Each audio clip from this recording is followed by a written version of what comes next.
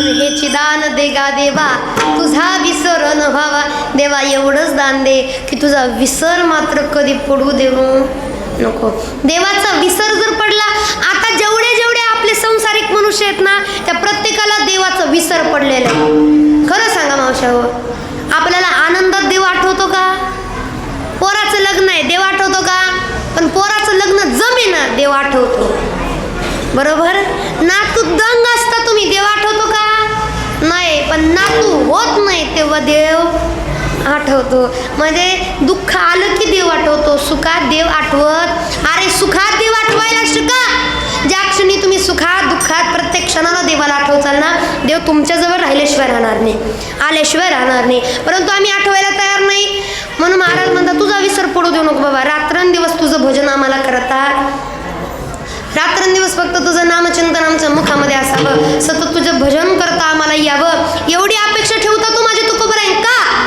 जर तुझा विसर नाही पडला तर आमच्याकडनं गुण गाईन, आवडी प्रेमाने आनंदाने आवडीने आम्ही तुझं नामचिंतन करे, आवडीने भावे हरिनाम घेसी तुझी चिंता द्यासी. कारण देवाला नामचिंतन आवडतं, दुसरं काही आवडत नाही. माझे भक्त गाती जेते नारदामी परितयापाशी पांडवा. ज्ञानोबरायांनी ज्ञानेश्वरीमध्ये सांगितले, परितयापाशी पांडवा मी हरपलोगी बसवा, जित नाम घोष बरवा करीती माझा. म्हणजे जिथं नामघोष चालू आहे तिथं साक्षात मी आहे. गीतेमध्ये सुद्धा सांगितलंय, मय्या अवश्य म्हणून इमाम नित्ययुक्त उपासते श्रद्धया परयोपयुक्त असते मे युक्त तमामता. जिथं हरिचिंतन आहे तिथं साक्षात भगवंत नांदतो महाराज आहे. म्हणून नामचिंतन करायला म्हणतात महाराज की तुझा विसर नाही पडला तर तुझं गुण गाईन. गुण गाता आलं पाहिजे आवडीने आणि भावाने. का? देव भावाचा केला, देवाला भाव लागतो. ज्ञानोबरायांनी किती गोड सांगितलंय. भाऊ बळ्या करे एरवी ना भाऊ बळ्या करे एरवी ना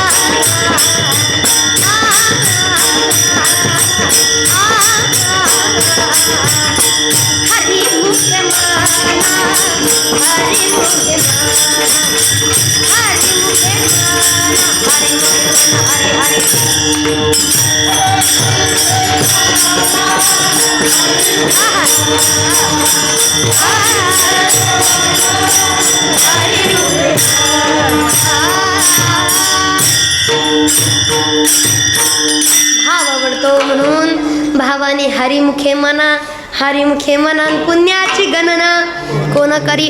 बरं सगळं आपण जर नामचिंतन भावापासून अंतकरणापासून केलं तर काय होत आहे का? आजकाल भाव राहिला नाही. आजकाल देवाचा आवडीने गुणगान नाही, सवडीने गुणगान आहे. सवड असली तर कीर्तनाला जातोय, अन्यथा जात. खरं आहे का खोटं आहे? खरडी कर. मी काय माझ्या मनाचं सांगते का? खरं आहे का खोटं आहे? बरोबर आहे ना? म्हणजे सवड असेल, वेळ असेल तर देवाकडे, वेळ नसेल तर जाणे काय गरज कुशाल नाही म्हणतो. आहे म्हणा हो, गरज आहे म्हणा. नाही नाही केलं तर पुन्हा करून आल्याशिवाय राहायचं नाही. नाही गरज माझी तर बसा मग घरात. म्हटलं काय आहे महाराज, म्हणून गरज आहे भगवंताचं नामचिंतन करण्याची, पण हे कळत नाही. कारण अगोदरच्या लोकांसारखं आता आपण करत नाही. अरे अगोदरच्या लोकांसारखं जर आपण देवाचं नामचिंतन केलं असतं तर आपल्या गौऱ्या सुद्धा विठ्ठल विठ्ठल म्हटल्या असत्या. अगोदरच्या लोकांसारखं आपण जर नामचिंतन केलं असतं तर आपली हाडकं सुद्धा विठ्ठल विठ्ठल म्हटली असती. अरे अगोदरच्या लोकांसारखं आपण नामचिंतन केलं असतं आपल्या पायाच्या ठसा सुद्धा विठ्ठल विठ्ठल म्हटल्या असत्या.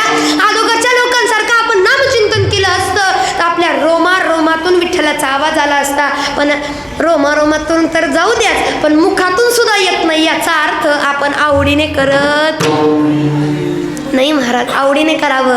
ज्याने जागृती स्वप्नी फक्त देवच आठवावा असं नामचिंतन करावं बरं का. पण तसं आजकाल राहिलं नाही. जर त्या पद्धतीने नामचिंतन केलं तर काय होतं खूप गोड सांगेन मी की देव आपलं सगळं काही करायला तयार होतो. देव उभा मागे पुढे. पण कधी जेव्हा तुम्ही त्याचं गुणगान करचाल तेव्हा.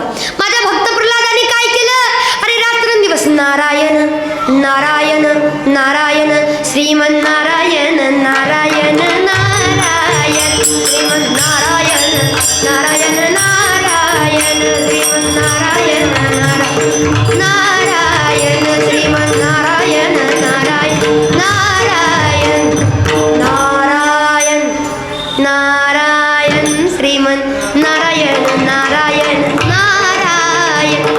ओ महाराज एवढं गोड गायचे ते सतत नारायण नारायण. नवे तर आईच्या गर्भात असल्यापासून त्यांना कीर्तन भजन ऐकण्याची सवय होती. कीर्तन भजन ऐकायचे. नवे मातेच्या उदरात असल्यापासून त्यांनी नारद मुनीच्या मुखातून नारायणाचं नाम ऐकलं. म्हणून ज्या क्षणी लेकरू पोटात असतं त्या क्षणी काय करावं महिला मंडळ, नामचिंतन ऐकावं. म्हणजे प्रल्हादासारखे, भक्त प्रल्हादासारखे, ज्ञानोबा तुकोबासारखी लेकरं आपल्या पोटी जन्माला येतील. आपल्या मावश्या लेकरू पोटामध्ये लेकरू असताना कुठं टीव्हीच बघ, रंग माझा वेगळा, हासा झाला तसा झाला. होय होय होय बरोबर आहे बरं. आणि तरी सुद्धा बरीच साधनं निघलेत की टी व्हीवर सुद्धा आता कीर्तन यायला लागलेत का नाही बघता का? नाही महाराज, का तेवढा वेळ नाही आम्हाला. पण मालिकेसाठी चपाती करपली तरी चालेल, पण मालिका सुटली पाहिजे. कसं व्हायचं आपलं मग. म्हणून म्हणलं सवडीवर आपला परमार्थ आहे. आता सतत नारायण नारायण नारायण. पण स्वतःच्या बापाचा नियम होता नाम घेऊन ते देवाचे. हे ब्रीद हिरण्य कश्यपूच्या बापाने सांगितलं माझ्या राज्यात कुणी नामचिंतन करायचं नाही. माझ्या राज्यामध्ये कुणी त्या देवाला भजायचं नाही. नाव घ्यायचं जरा जोरात, नाव घ्यायचं कुशाल नाही म्हणतो. म्हणावं, नाव घेतलं पाहिजे, नाही म्हणायचं. असं दे बाबा, नामचिंतन केलं पाहिजे. पण त्यांनी सांगितलं नाम नाही घ्यायचं. मग भगवंत म्हटले अरे माझं नाव तर उलट लोक आवडीने प्रेमाने गातात आणि तू नाही घ्यायचं म्हणतो. अरे तुझ्याच कुळात तुझ्याच घरात नवी तुझ्याच पोटी असा पोरगा जन्माला आणतो जो माझ्या नामाशिवाय राहूच शकणार नाही. भक्त प्रल्हादाचा जन्म झाला. सतत नामचिंतन करण्यामध्ये अगदी व्यस्त. पण शेवटी बापाचं काळीज आहे. बाप कसा जरी असला ना लेकराविषयी महाराज त्याला तळमळ असते. आपण म्हणतो हिरण्यकश्यप होता आणि त्यांनी मारायचा प्रयत्न केला. पहिल्यांदा समजवायचा प्रयत्न केला, बाळ माझा पोटचा गोळा आहे रे तू, मग तुला नाही मारू वाटणार मला. अरे अख्ख्या जगाला मी सांगतोय देवाचं नाव घेतलं मारून टाकीन, संपून टाकीन. आणि माझं पोरगंच नाव घेते, मला तुलाही शिक्षा करावी लागेल रे. तुला एकदा सांगतो नाव घ्यायचं बंद कर, नाव घ्यायचं बंद कर, नाही तुला मारणार रे. अरे मी कसं मारू माझ्या पोराला, नाही मारू शकत तुला. तो एकच म्हणे बाबा तुम्हाला मनात येईल तसं करा, पण मी देवाचं नाव सोडत नाही. कारण तो आवडीने देवाचं नाव घेत होता. त्याचं असं नाही बघू शाळेत आलो भजन करू, बघू काम झालं की पाकिट असलं तर भजन करू, पाकिट असलं तर करू, असं त्याचं म्हणणं होतं. तर आवडीने करत होता, पण आवडीने सतत नारायण नारायण. पण आता बापाने शेवट सांगितलं, आता म्हणे काही खरं नाही, एवढा तू करतो ना, द्या म्हणे त्याला शिक्षा. पाहिलं सुद्धा नाही बापाने. म्हणून आता शिक्षा देण्याचं काम सुळाव दिलं महाराज, फासावर दिलं, हत्तीच्या पायी दिलं, उंच कड्यावरून ढकलून दिलं, तिथूनही काही झालं नाही. मग मात्र एक पर्याय असा केला की उकळत्या तेलामध्ये टाकलं. उकळत्या, आता ज्या स्वयंपाक करतात ना त्या बायकांना माहीत असेल, तेलाचा, गरम तेलाचा शिंतोडा जरी थोडासा टिपका आपल्या हातावर आला तर आपला हात भाजल्याशिवाय राहत नाही. इथं तर उकळत्या तेलात टाकलं, त्या जीवाचं काय झालं असेल. उकळत्या तेलात टाकलं तरी माझ्या भक्त प्रल्हादाच्या केसाला सुद्धा धक्का नाही. का? कारण नामचिंतन केलं आवडीनं. म्हणून आवडीने करता आलं पाहिजे. आवडीने केलं तर देव आपल्याला काही सुद्धा होऊ देत नाही. काळा सुद्धा माघारी पाठवेल आपल्या करता. पण आवडीने करावं का नाही, तीच आवड नाही. म्हणून महाराज सांगतात, तू फक्त तुझा विसर पडू देऊ नको, मग आम्ही तुझ्या करता काय करेन. अभंगाचं दुसरं चरण. म्हणून म्हणतात गुण गायीन आवडी. देवाचं गुण गाता आलं पाहिजे. का गावं देवाचं गुण? कारण की देवाने हे सगळं गुण गाण्याकरताच दिलंय. देवी दिला देह, दिलाय ना. देवे दिला देह भजन घुमटा, देवे दिला देह भजन घुमटा, देवे दिला देह भजन घुमटा, देवे दिला देह भजन घुमटा. तोया झाला आटा बालिकेला, बालिकेला तोया बालिकेला.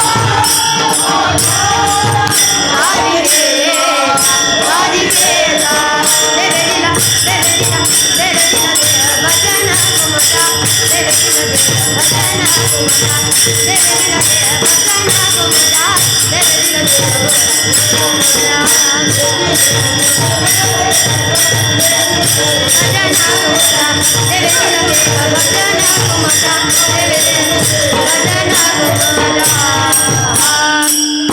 म्हणून देवाने देह. आता लक्ष आहे ना सगळ्यांचं. झालं, थोडं राहिलं, आता 5-10 मिनिटं संपू आपण. महाराज देवे दिला देह, लक्ष आहे सगळ्याचं. किती लक्ष आहे बघू आता. देवे दिला देह भोजना गोमटा. कुठं आहे लक्ष? लक्ष लक्ष. देवे दिला देह भोजना, भोजना का भजना? मग भजना कोण म्हणायचं हे? आपण खरं सांगा, देवाने देह भजना करता दिला, आपण वापरला कुशल भोजना करता म्हणताय. वापरला महाराज. त्याचं कारण सांगू. कारण आपल्याला पहा, जेवणामध्ये जेवढी रुची आहे तेवढी हरिभजनामध्ये रुची नाही, आवड. आता आपल्या जवळ पंढरपूरला आहे. पंढरपूर आहे ना जवळ. 5 मिनिटात आपण पंढरपूरला जातोय. मग विचार करा, एखाद्या पाहुण्याने फोन केला, पाहुणा जेवायचा बेट ठेवलाय पंढरपूरमधनं, यावंच लागतंय. 5 मिनिटात कुठं? पंढरपूरमध्ये. पण गावातल्या माणसाने फोन करू द्या, गावात सप्ताह झालं, शेवटचा दिवस आहे बाबा, ये बघू जमलं तर. देवाला जमलं तर. आणि ह्याला निमंत्रण पोचवलंच पाहिजे.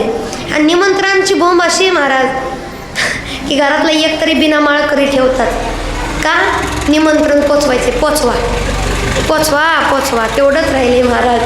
लई महाराज जेवणावर रुची. आणि जेवणावरून मलाही आठवलं महाराज, एवढी रुची की लोकांची अपेक्षा शेवट सुद्धा. होय ग सखू, अगं दादानी मगाशी काय आणलं होतं पाकिटामध्ये ग?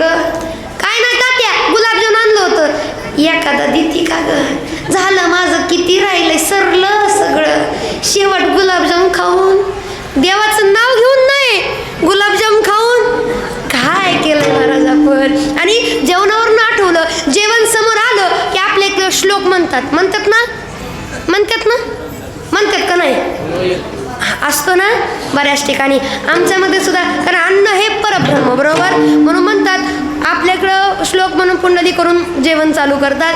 बऱ्याच ठिकाणी मी पाहिले श्लोक म्हणतात, अरे परब्रह्म येते, चांगले श्लोक म्हणा. पुढं अन्न आलं की सीता सारखे रत्न.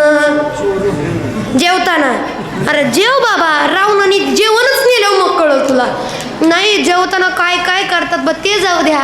एक अन्न पुढं आलं की प्रत्येक ठिकाणी हा श्लोक मला ऐकायला मिळतो बरं का. सदा सर्वदा योग तुझा. कुणाचा? पंतप्रधानाचा. सदा सर्वदा योग तुझा, अशा साधू संतांचा देवाचा घडावा म्हणतात. आम्ही केला, ताट पुढं आलं, सदा सर्वदा योग तुझा. म्हणजे सतत जेवायचा योग 3 टाईम जेवतो. बरं आता 3 टाईम सोडाच, 3 टाईम जेवलो तरी कुठं अधूनमधून आपल्या शेंगदाणे खारीक शेंगदाणे खायला लागतात, चिप्स लागतो, हे लागतो ते लागतो, खायला लागतोच महाराज. आणि वरून सदा सर्वदा योग तुझा गडावान पुढचा आहे का, तुझे कारणी देह माझा. जेवता जेवता अपेक्षा आपली महाराज, या अवघड झाले महाराज. आणि या जेवणावरनं सांगू तुम्हाला, आसर बसर खाल्लं, वेळेत न खाल्लं. आता आमच्या गुरुजीने आम्हाला शिकवलंय की ज्या त्या वेळेचा प्रत्येक वेळेनुसार राग आहे, तसं वेळेनुसार जेवण आहे. प्रत्येक वेळेला काय खावं, सकाळनं काय खावं, दुपारनं काय खावं, काय खावं एवढं पुस्तक आहे त्याच्यावर. काय खावं कसं खावं याच्यावर. जसं महाराज तेही कळलं पाहिजे. नाही कळलं, ढेरी सुटल्याशिवाय राहणार. आता ढेरीवर मला नका बघूनी महाराज. मला त्याच्यानं सांगायचे, ढेरी कुणाला पण सुटत नाही. ज्याची बायको सुगरण त्याला ढेरी सुटते. का? कारण बायको एवढा स्वयंपाक करते. आणि सांगेन मी तुम्हाला की आपल्याला ढेरी सुटली याचं कारण बायकोच आहे. वय रात्रीचा थोडासाच राहिलाय भात भात, हाय का नाही, हाय का नाही. सगळे इथं जेवढे पुरुष मंडळी बसले, खोटं बोलायचं, शिळा भात सगळ्यांनी खाल्लाय. चला बोला, खाल्लाय का नाही वारकरी विनकरी, खाल्लाय का नाही. तुमची आली का नाही ना, मग बरं आहे आपलं. महाराज ती काय म्हणते, हो नवऱ्याची ढेरी वाढवण्यामध्ये बायकोचाच असतो हात. होय हो, रात्रीचा थोडासाच राहिलाय, घ्या ना एवढा भात. म्हणून नवऱ्याची ढेरी कोण वाढवतं, कुशाल बायको म्हणताय. म्हणजे तुम्हाला पण याच्या विश्वास म्हणून आसर बसर खाऊ नका. जसं नामचिंतन वेळ झालं सांगेन मी, जसं कसंही खायचं नाही तसं कसंही नामचिंतन करायचं नाही. कारण भजनातले ओंकारवाने नरकात जाणे. चांगलं करा, करता आलं तर चांगलं करा, जेणेकरून देव आपल्या जवळ येईल. अन्यथा एखाद्याच्या कीर्तनात जा, नाही चांगलं करता आलं तर नुसतं हाताने टाळी आणि मुखाने नाम घेण्याचा तरी प्रयत्न करा. म्हणून सर्वांनी हाताने रे मुखाने नाम विठोबा रखुमाई.